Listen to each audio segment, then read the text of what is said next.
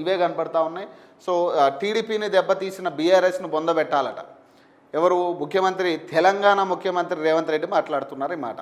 తెలంగాణలో ఆ పార్టీ ఉండొద్దని కక్షగట్టి నాయకత్వాన్ని దెబ్బ కొట్టిన కేసీఆర్ బీఆర్ఎస్ను 100 మీటర్ల గొయ్యిలో పాతిపెట్టాలట.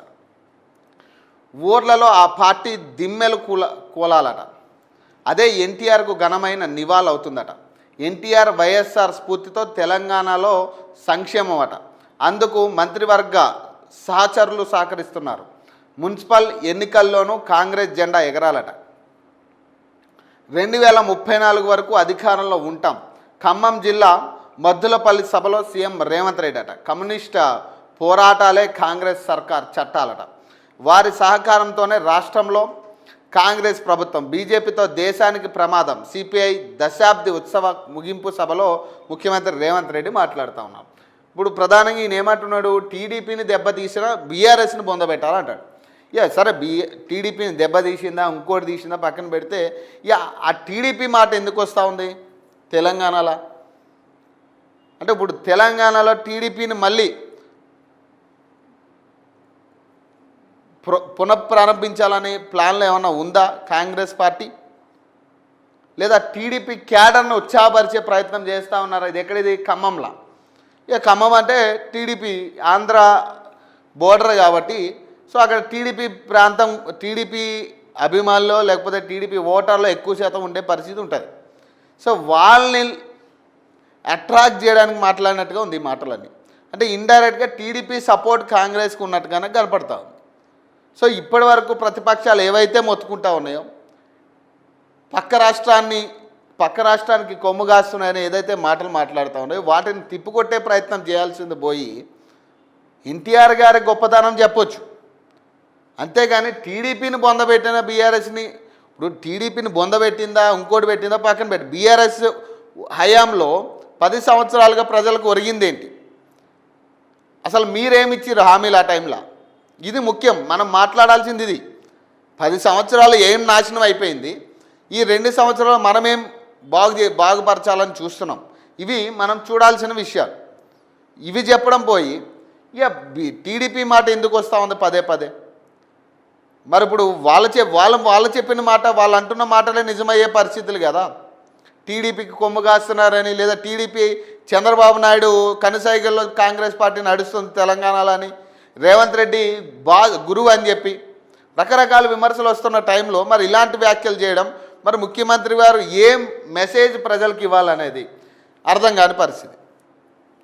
ఎన్టీఆర్ వైఎస్ఆర్లు ఆదర్శంగా తీసుకొని తెలంగాణలో సంక్షేమ పథకాలు అమలు చేసే ప్రయత్నం చేస్తున్నామని ముఖ్యమంత్రి రేవంత్ రెడ్డి చెప్పారట.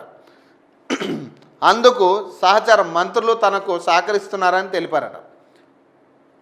రాష్ట్రాలు వేరైనా, పార్టీలు వేరైనా, వారి కుటుంబాలు వేరే పార్టీలో ఉన్న ఎన్టీఆర్ వైఎస్ రాజశేఖర రెడ్డిలను ఆదర్శంగా తీసుకోవాలని అన్నారు.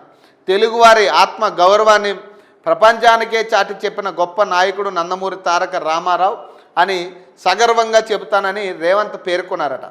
పేదల ఆకలి తీర్చడానికి అప్పట్లో ఆయన 2 రూపాయలకే కిలో బియ్యం పథకాన్ని ప్రవేశపెట్టారని గుర్తు చేశారు. అలాగే రైతులు పేదల సంక్షేమం కోసం వైఎస్ రాజశేఖర రెడ్డి ఎంతగానో పాటుపడ్డారన్నారు. సంక్షేమ పథకాల అమల్లో వీరిద్దరు పేర్లు పేదల గుండెల్లో చిరస్థాయిగా నిలిచిపోతాయని రేవంత్ రెడ్డి చెప్పారు. ఆదివారం ఆయన ఖమ్మం రూరల్ మండలంలో 362 కోట్ల అభివృద్ధి పనులకు శ్రీకారం చుట్టినట. సో ఆ సందర్భంగా ఈ వ్యాఖ్యలు చేసిండు. సరే, వాళ్ళు గొప్పోళ్ళు, మరి మీరేం చేస్తున్నారు? 2 సంవత్సరాల నుంచి మనం ఇచ్చిన హామీలు, సరే వాళ్ళని ఆదర్శంగా తీసుకుని మీరు చేయాల్సిన పనులు చేస్తారంటున్నారు. కానీ ఏం పనులు చేసిరు?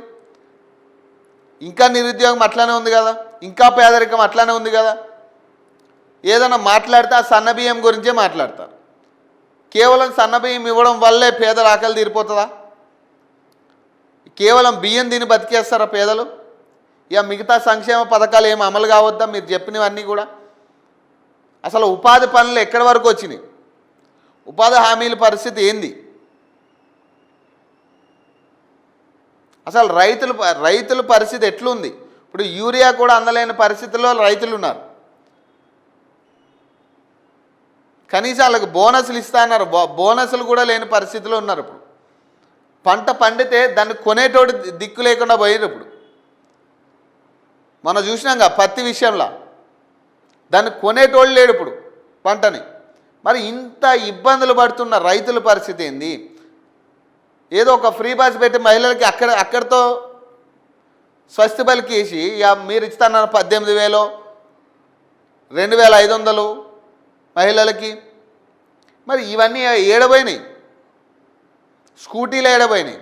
మరి ఇవన్నీ కూడా మనం చెప్పాలి కదా. అవే సంక్షేమ పథకాల్లో అవే మీ పెద్ద మనుషుల పేర్లు ఎవరైతే మీరు తీసుకున్నారో, ఎన్టీఆర్ గారు కావచ్చు లేదా రాజశేఖర రెడ్డి గారు కావచ్చు, వారి పరిపాలన గురించి మీరు ఏదైతే మాట్లాడుతున్నారో, వాళ్ళని ఏదైతే ఆదర్శంగా తీసుకోవాలనుకుంటున్నారో, మరి వాళ్ళని ఆదర్శంగా తీసుకుంటే మరి సంక్షేమ పథకాలు 6 గ్యారంటీలు మీరు నెరవేర్చాలి కదా.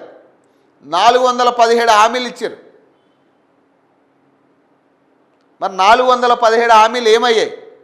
ఎంతవరకు అమలు చేశారు మీరు? ఎంతసేపు ఇందిరమ్మ ఇల్లులు అంటున్నారు. ఇందిరమ్మ ఇల్లు ఎవరికి వస్తున్నాయి? సరిగ్గా అన్ని డాక్యుమెంట్స్ ఉన్నవాడికి ఒక్కడికి ఈ రోజుకి రిలీజ్ అవ్వలే పైసలు. ఇందిరమ్మ ఇల్లు పైసల విషయంలో ప్రతి దాంట్లో లొసుగులే.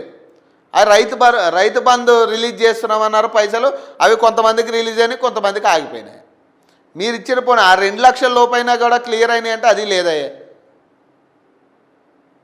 రుణమాఫీ విషయంలో 2 లక్షల లోపు క్లియర్ అవుతాయని చెప్పారు, అవి కూడా కాలే. రైతు బంధు గురించి ఇప్పటికీ ఎదురు చూస్తున్న పరిస్థితి. మరి ఇవన్నీ కూడా ఎక్కడికక్కడ ఏదో సగం పనులు చేసి ఇప్పుడు ఆదర్శంగా వాళ్ళని తీసుకున్నాం వీళ్ళు తీసుకున్నాం, టీడీపీని పొందబెట్టిన బీఆర్ఎస్ని పొందబెట్టాలి. పక్క రాష్ట్రం కూడా మనకెందుకు? తెలంగాణలో ఏం జరుగుతుంది, ఏం అభివృద్ధి చేశారు, ఏం కొత్తగా అభివృద్ధి పనులు తీసుకొచ్చారు, కొత్త సంక్షేమ పథకాల పరిస్థితి ఏమైంది, ఇవి 2 సంవత్సరాలుగా ఏం జరిగింది, ఏ రంగంలో డెవలప్మెంట్ తీసుకొచ్చాం, ఇవన్నీ చెప్పగలగాలి. మనం ఒకసారి స్టేజ్ ఎక్కితే ఇవన్నీ చెప్పగలగాలి. అవి చెప్పిన నాడే మనం సక్సెస్ అయినట్టు. అవి తప్పితే మిగతా అన్నీ మాట్లాడతాం. మన ప్రభుత్వం ఏం చేసిందని చెప్పడం మానేసి మిగతా అన్ని విషయాల్లో మాట్లాడతాం. కేసీఆర్ని గొయ్యి తవ్వి కప్పెట్టాలంటాం, కేసీఆర్ని కప్పెట్టాలంటాం, కేసీఆర్ని ఉరి తీయాలంటాం, లేదా ఇంకోటి ఏదో మాట్లాడతాం. స్టేజ్ ఎక్కితే ఇవి కాదు కదా. ప్రజలకు ఉపయోగపడే అంశాలు ఏంటి, మీరు కొత్తగా ఏ స్కీములు తీసుకొస్తున్నారు, ఏం అమలు అవుతున్నాయి, ఎన్ని రోజులు టైం పడుతుంది, ఉద్యోగాల పరిస్థితి ఏంటి, నిరుద్యోగులకు ఇచ్చిన హామీ పరిస్థితి ఏంటి, మహిళలకు ఇచ్చిన హామీల పరిస్థితి ఏంటి, ఆటో డ్రైవర్లకు ఇచ్చిన హామీల పరిస్థితి ఏంటి, కొత్త జనాల టారిఫ్లు తీసుకొచ్చి డైరెక్ట్ బ్యాంక్ అకౌంట్ల నుంచే కట్ చేస్తామని మాట్లాడడం కాదు.